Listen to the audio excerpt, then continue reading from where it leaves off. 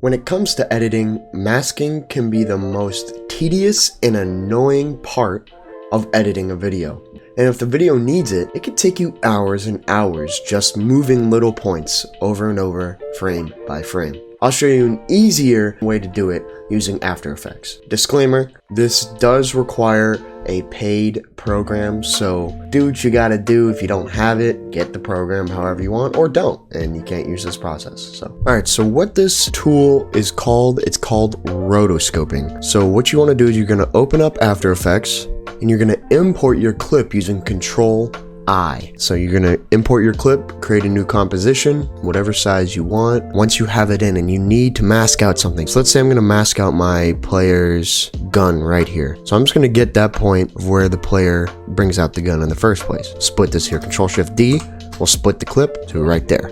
Control-Shift-D again, and now you've kind of just singled out this clip alone that you want to mask. Now that you've singled out the clip that you want, you're just going to Control-D to duplicate it and make it a second clip. I said I was going to do the gun, but I think I'm going to do the doorway here because it's an easier to identify. You're going to go up to this button right up here, which is rotoscoping. Click it, double click your scene, and now you are in the roto map.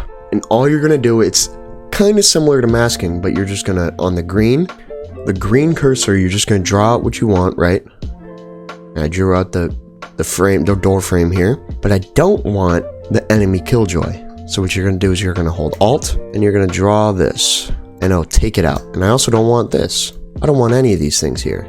I just want the doorway. Oh, I want this included. Green, green, green. I don't want it excluded, right? So boom, now you just created a mask, and you're just going to go frame by frame with whatever you want.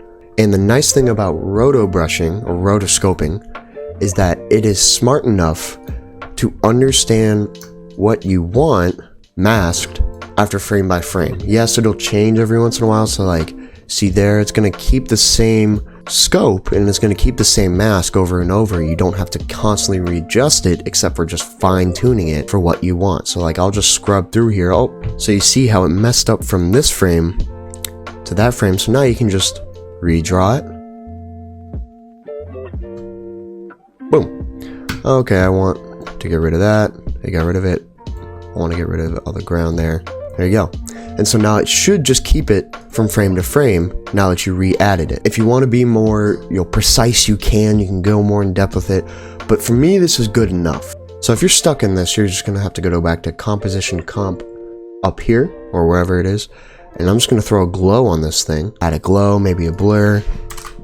Whatever, you can throw whatever effects you want on this. Let's do, what is it, edge rays. That's what I like.